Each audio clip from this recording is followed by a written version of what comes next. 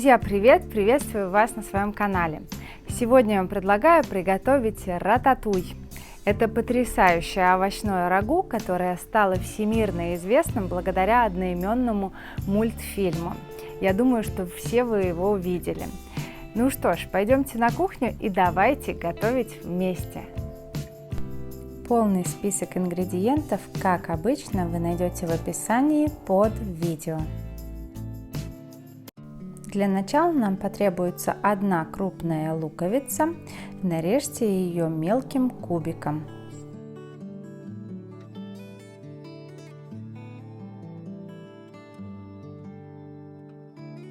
Лук готов. Теперь мы будем его обжаривать в сотейнике. Поставьте сотейник или глубокую кастрюлю на плиту и добавьте оливковое масло. Далее добавьте небольшой пучок тимьяна, обвяжите его ниткой, чтобы впоследствии было легче его удалить из готового соуса, и добавьте лук. Обжариваем лук на среднем огне в течение 3-5 минут до золотистого цвета. Также нам понадобится 2-3 крупных зубчика чеснока. У меня чеснок мелкий, поэтому я взяла немного больше. Нарезаем вот таким довольно крупным кубиком. Добавляем чеснок к нашему луку. Хорошо перемешиваем ингредиенты и продолжаем обжаривать до золотистого цвета. Также нам понадобится одна банка очищенных томатов, нарезанных кубиками в собственном соку, и одна банка протертых томатов. Эти компоненты вы можете купить в любом супермаркете. Лук уже очень хорошо обжарился, теперь добавляем наши томаты.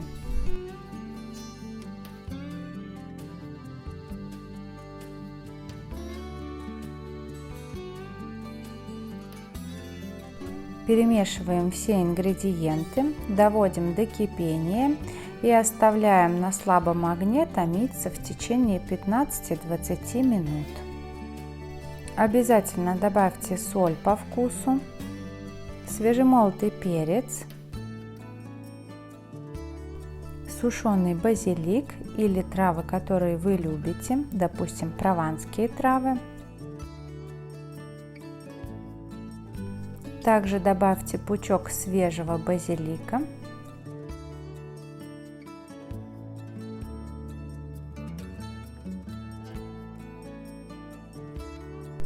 Перемешайте все ингредиенты.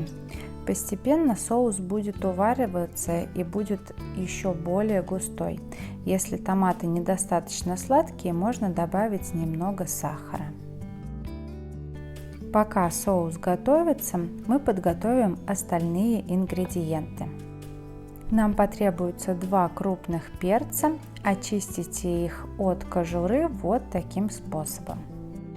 Теперь при приготовлении перец будет очень мягкий и нежный.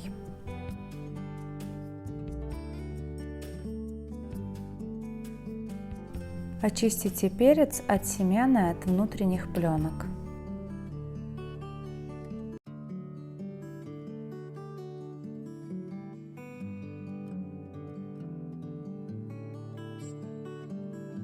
Если в некоторых труднодоступных местах осталась кожура, вы можете разрезать перец, и вот таким образом гораздо легче его зачищать.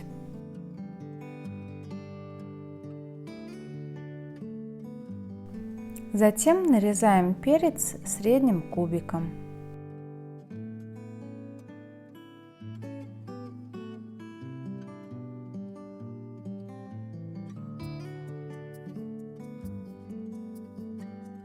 Нарезанный перец перекладываем в отдельную чашу. Также нам потребуется 3 средних баклажана. Срезаем ненужные части, шляпку и донышко. Все овощи я буду нарезать с помощью ножа вручную. Если у вас есть терка мандолина и если вы любите ее использовать, пожалуйста, как вам удобно. Нарезаем баклажаны тонкими кружочками, диаметр примерно 2 мм. Выбирайте баклажаны молодые, чтобы в них было как можно меньше семечек. Посмотрите, как тоненько я нарезаю. Кстати, в классической версии рататуи все овощи нарезаются крупным кубиком, но мы будем готовить так, как было в мультфильме. Нарезанные баклажаны выкладываем на противень для запекания в один слой. Запекать мы их не будем, противень используем просто для удобства. Посыпаем баклажаны солью и поливаем немного оливковым маслом. И далее выкладываем следующий слой баклажанов. Затем вновь сверху посыпаем солью, также поливаем оливковым маслом и выкладываем еще один слой баклажанов. Таким образом, баклажаны у нас уже немного просолятся, и из них выйдет лишняя влага.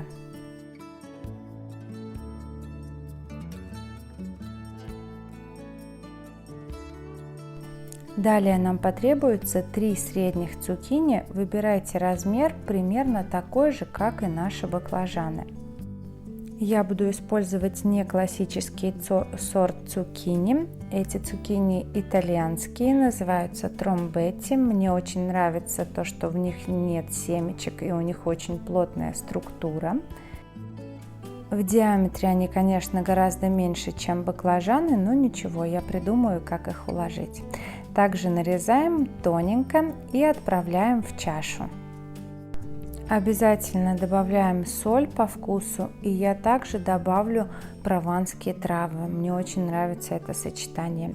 Небольшое количество оливкового масла и хорошо перемешайте цукини. Затем нам понадобится 6-7 среднего размера томатов. Сначала срезаем донце у томата, мы его не будем использовать, и затем нарезаем также тоненькими кружочками. Если вы нарезаете овощи ножом вручную, так же как и я, то обязательно предварительно его поточите.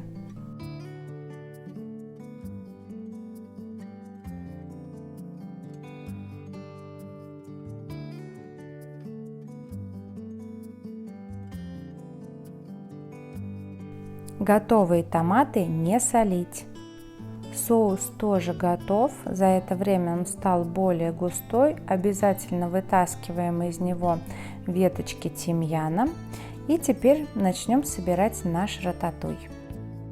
Для этого в глубокую форму для запекания налейте немного оливкового масла и переложите наш томатный соус. Распределите соус равномерно по всей поверхности формы.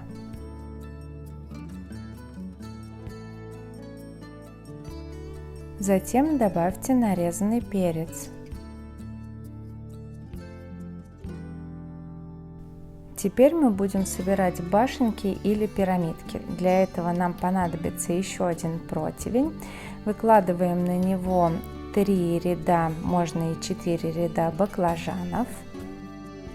Если они у вас хорошо просолились, не нужно дополнительно солить. И далее выкладываем сверху на каждый кусочек баклажана кусочек цукини. Затем сверху на цукини выкладываем кусочек томата.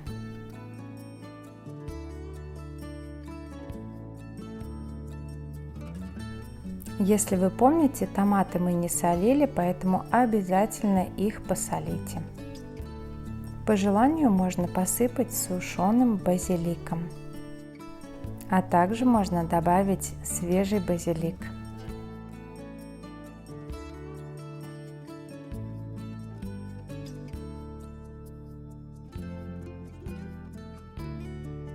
Затем сверху вновь выкладываем баклажаны.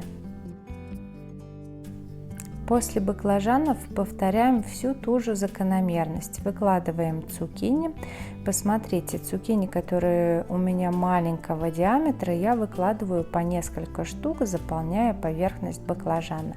Далее выкладываем томаты, затем посыпаем солью, специями и выкладываем следующий слой баклажанов. И так повторяем до возникновения башенок вот таким образом.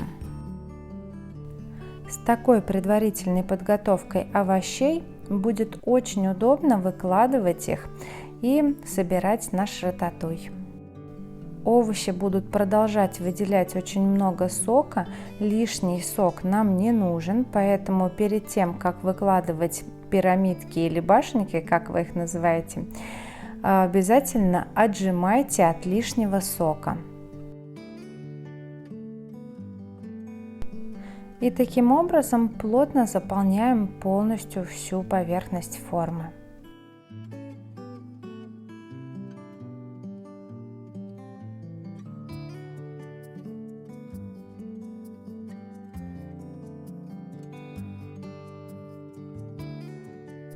Посмотрите, какая уже разноцветная красота. Наш рататуй почти готов к запеканию. Сверху также можно добавить небольшое количество соли. Добавляем оливковое масло. По желанию можно посыпать сверху прованскими травами. Накрываем затем крышкой или фольгой и подготавливаем рататуй к выпеканию. Выбирайте ваш способ. Я вам предлагаю два способа, как приготовить рататуй. Две, можно сказать, версии: классическая и такая более современная. По классической версии рататуй готовится несколько часов, овощи томятся при низкой температуре, чтобы они пропитались всеми запахами и ароматами трав и соуса. Если вы любитель классического варианта и такой версии, то тогда готовьте по следующей схеме. Запекаем рататуй в предварительно разогретой духовке до 180 градусов в течение 1 часа. Далее понижаем температуру на 150-120 градусов, запекаем еще в течение 1 часа. Затем снимаем крышку и запекаем при температуре 220 градусов в течение 30-20 минут до золотистой корочки. Второй вариант – это более современный вариант. Если вы любите овощи хрустящие, аль денте, когда вкусы не смешиваются, и вы можете прочувствовать каждый вкус в отдельности каждого овоща, тогда готовьте вот таким образом. В предварительно разогретую духовку на 200 градусов ставьте закрытой крышкой наш рататуй, запекайте в течение 30 минут максимум. Далее вы можете открыть крышку и запечь еще в течение 15-20 минут максимум до тоже золотистого цвета. Таким образом овощи сохранят полностью всю свою текстуру, структуру, вкусы, ароматы. Поэтому это только вам выбирать, каким будет ваш рататуй. В этот раз я буду готовить рататуй в классическом исполнении с длительным томлением, хотя обе версии я очень люблю. Посмотрите, вот так выглядит рататуй сразу же из печи.